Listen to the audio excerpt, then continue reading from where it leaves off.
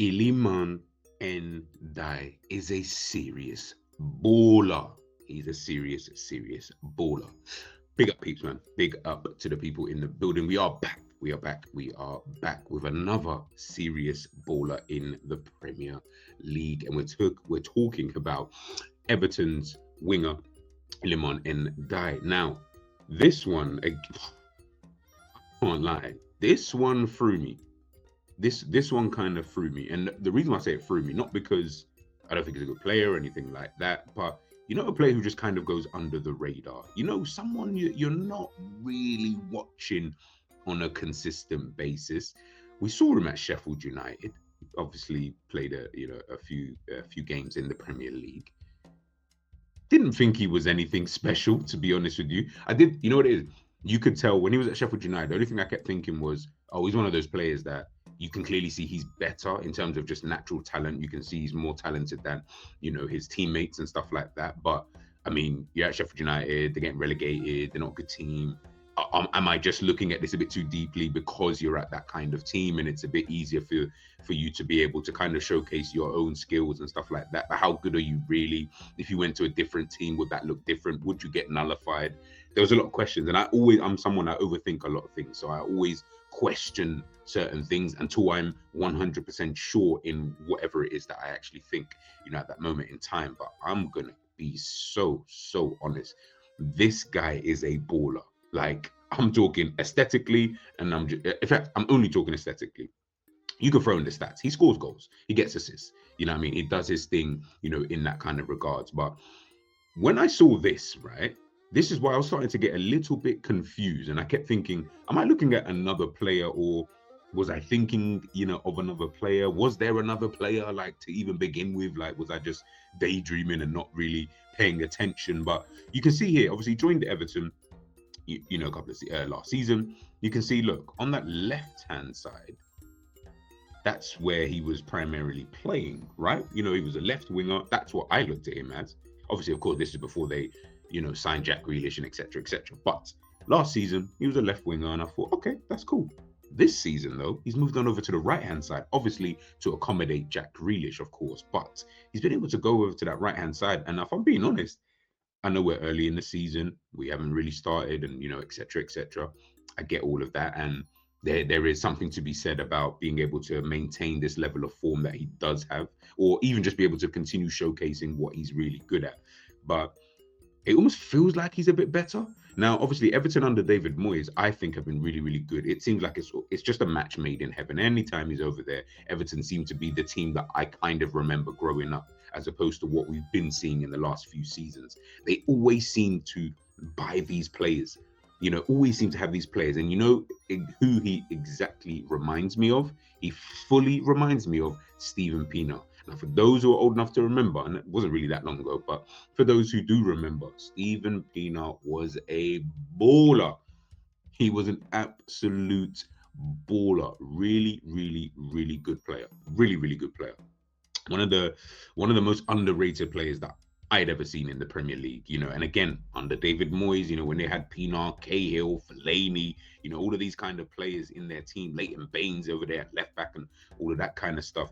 When they had that kind of team, you could see, this is going to be a team. They were so difficult to play against because they had their patterns of play, but they were quite, how can I put it? They were just quite, they were just simple but effective. That's probably the best way to put it. They were simple but effective. And David Moyes seems like he's kind of doing that again now with this current version of Everton, with Jack Grealish, with Ndiaye, on the wings, kind of causing a little bit of mayhem. One player I really do like from their team is Malenko, over there at left back. I think he's a really, really good fullback or wing back, if you want to call him that. But when we're just talking about Ndiaye, I mean, you guys have seen the videos, right? You guys must have seen the videos of, recently that have been surfacing. You got the game against Tottenham that, he just recently played. I know Everton obviously lost that game, but you saw the dribbling ability that he had in that game. If you watch the Everton versus Manchester City game, you can also see him again. Heck, just go on YouTube and just type in Ndiaye highlights, and I promise you, you will not be disappointed. If you didn't know who he is and he wasn't currently playing for Everton right now, and he was, I don't know, in Brazil or wherever, I promise you, you'd be like, nah, who is this guy? Who is this guy? Like, who are you? Like, it would, I genuinely promise you, you would be thinking that, because his dribbling ability is one of the best in the Premier League at this current moment in time. It's easily one of the best. I can't, I'd have to really sit down, but I'm talking close ball control. He has always got that ball under control. And I watched him doing a bit of training and stuff like that for Everton.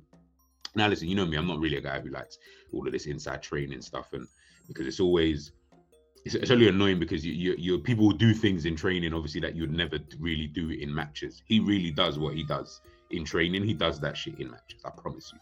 Do you know what I mean? The way he's taking on players, the close ball control is what I just can't get enough of, because I'm just like, it's so difficult to dribble at pace, right? It's very difficult. You know, many players struggle with things like that, because being able to try and keep the ball under control while still moving very quickly and then still worrying about your opponent is always going to be something that's going to be difficult for most people to be able to grasp. He seems like he's just bang, he's just got it.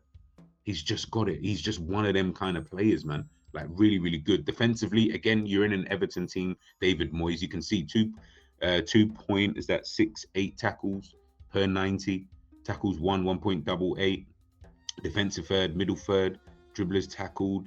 You know, defensively, he is a solid player. Shots on target, you can kind of see that there. And then obviously the goals and stuff like that, expected goals. You know, he's honestly, he, for me, is very underrated. Very underrated. Do you know what I mean? And I think it is, again, listen, look, ultimately, goals and assists, that's currency in football. You are playing on the wing. So do we need to see a bit more in goals? 100%. I think he needs to be someone who's looking, I mean, he did get, you know, double figures for Everton last season, but yeah, he needs to just, you maintain that. You don't go lower than that. You have to keep that number as a base minimum now. If you can keep that number moving forward, I promise you, in about couple of seasons, you're going to have some of the big boys looking at you, like looking at someone like Ndiaye.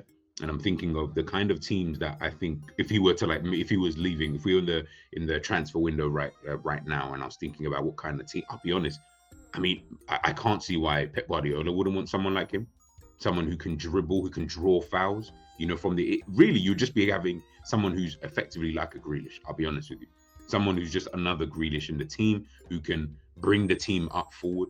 You know, as I said, win fouls, you know, in certain positions. But I just think he's got that decision making. I think he's got that. I don't want to say better than Grealish.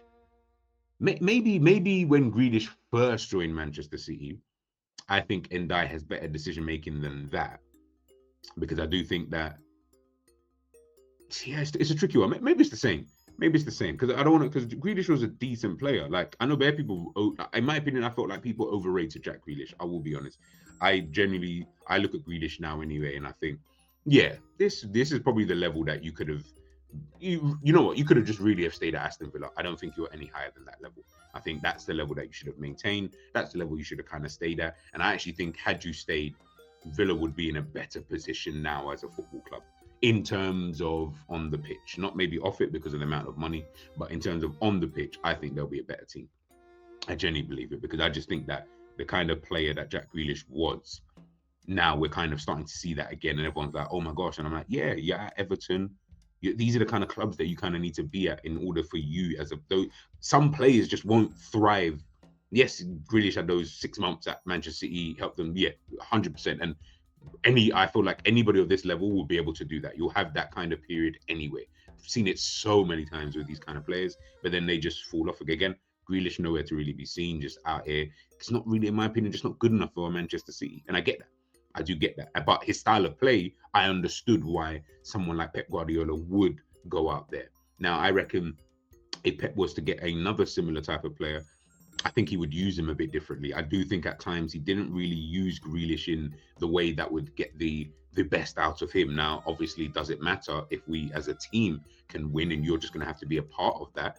Again, players are going to choose that. But I'm just kind of primarily trying to focus on the player themselves, and I'm looking at it and I'm like, yeah, and I feel like that's the type of team that you would love to kind of be at, is a team like Manchester City, a team that like to, you know, keep possession, a team that you can see they do it with Doku already, you know what I mean, isolate, boom, and then you can kind of go, you know, he can run into those channels, he can finish as well, You know, he's a decent finisher. So yeah, I'm really, really looking at him, and I'm really starting to think, yeah, he might be, you know what I mean? He may be the kind of one. Do you know what I mean? He may be the one. But honestly, just in terms of the aesthetics and things like that, I'm telling you right now, this guy is a serious baller. Serious baller, man. It's absolutely ridiculous. And listen, long may it continue. Long may it continue, man. I think we've missed some of that. I'll be honest with you, man. I feel like we've kind of missed that.